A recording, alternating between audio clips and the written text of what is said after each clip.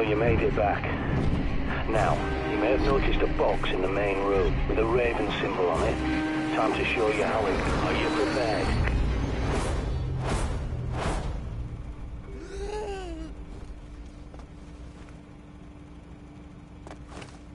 Get up! I've spotted a horde of blighters heading your way. You've only got a few moments to prepare. Now move!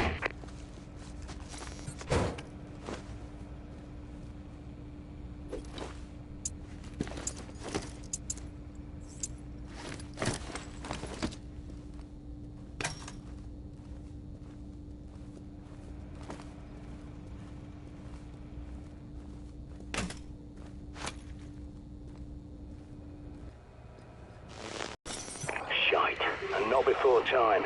There's a horde approaching. Check your radar.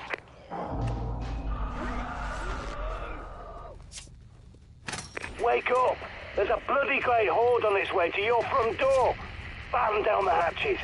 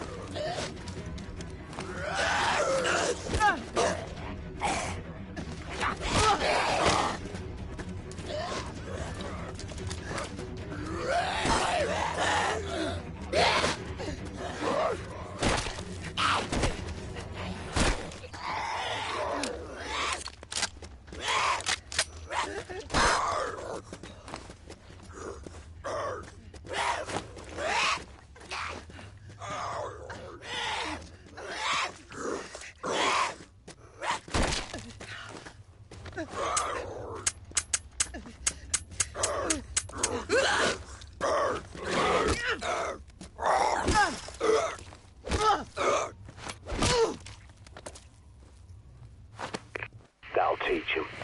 Not that they've much intelligence left, but they've got a hunter's instinct, like an animal. And that's how I think of them. Not your neighbour, your friend, your relatives. They're all dead, and those things wearing their faces are not human.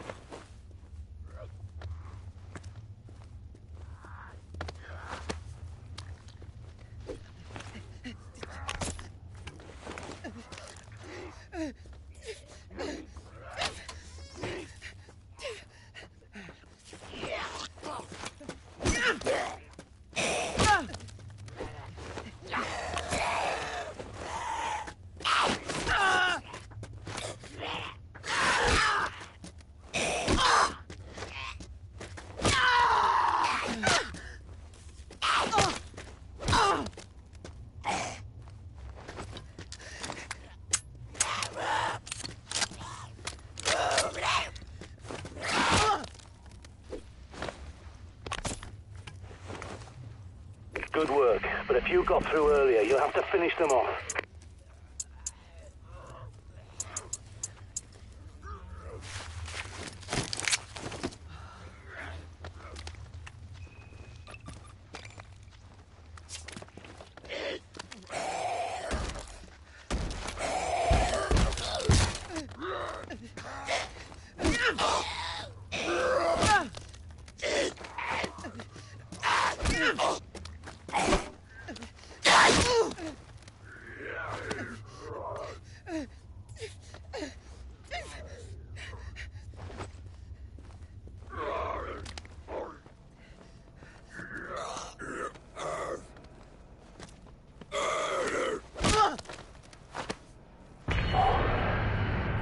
I think that's the lot.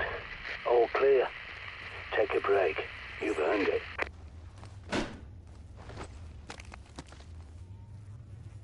Get some sleep now.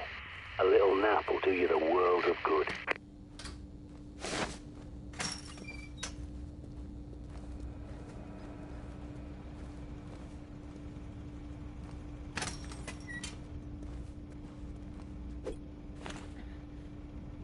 I've had an idea.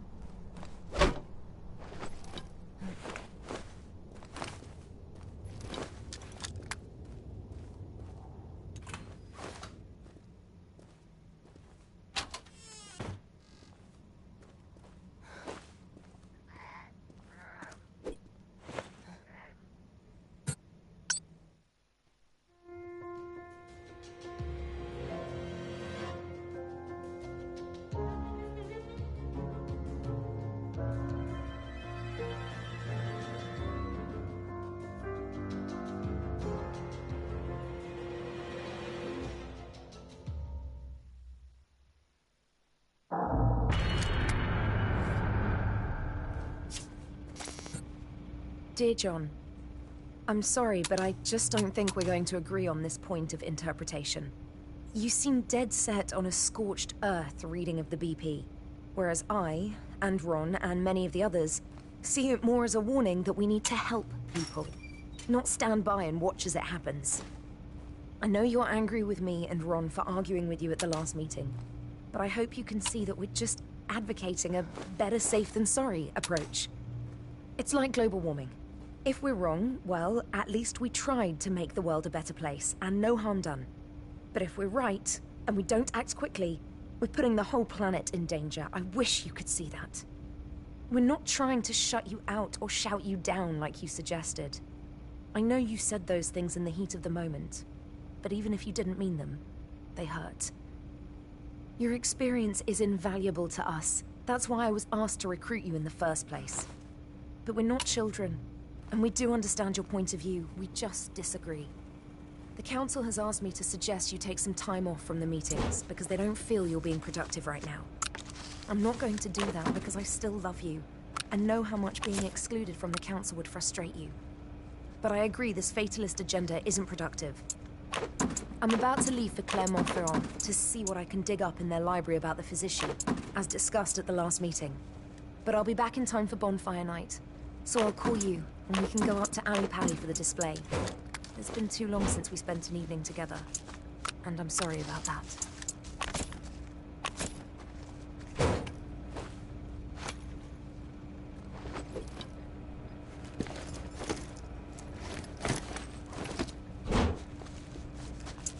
You can stash your weapons, ammo and supplies in there. You can't carry everything while you're outside, but a well-stocked cache will give you options before you set off. So drop whatever you want in it. You need to get inside Buckingham Palace. It's your best hope for better weapons and supplies, even if it is overrun by infected.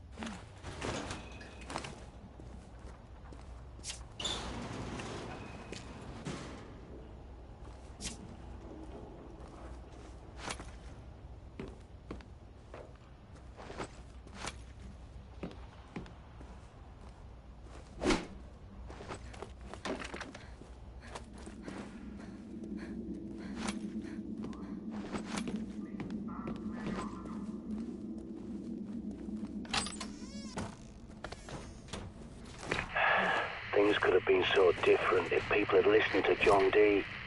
But by the time he saw what was coming, Elizabeth was dead, and James I had no love for prophecies or alchemy. And he was so obsessed with black magic, he wrote a manual called Demonology and sent his witch hunters around England to hang witches and warlocks. D had to go into hiding. Bloody idiots.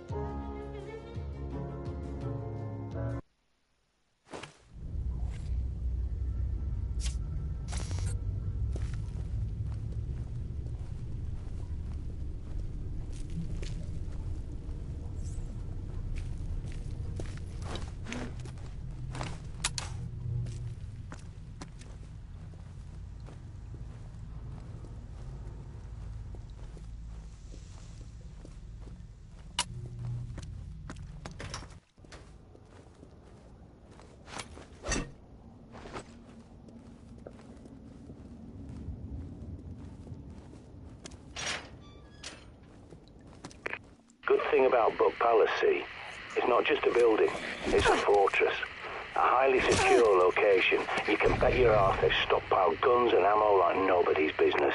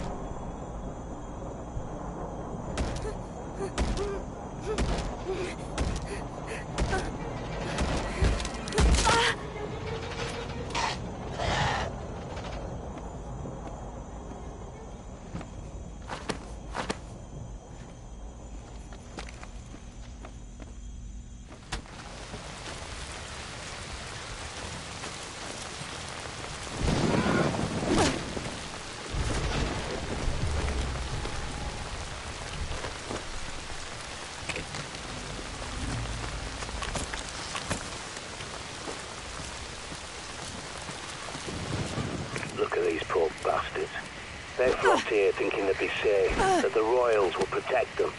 But the establishment looks after itself, no one else. God helps those who help themselves. Never forget that.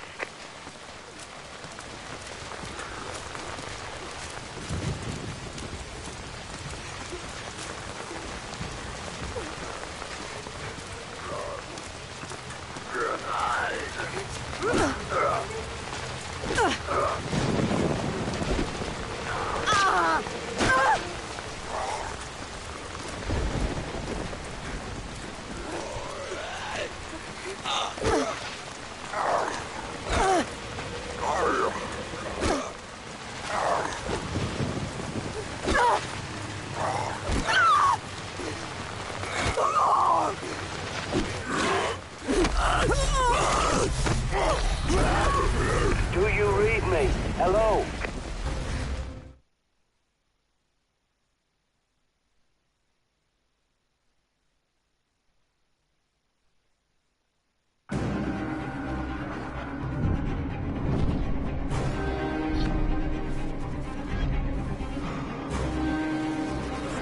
Are you prepared?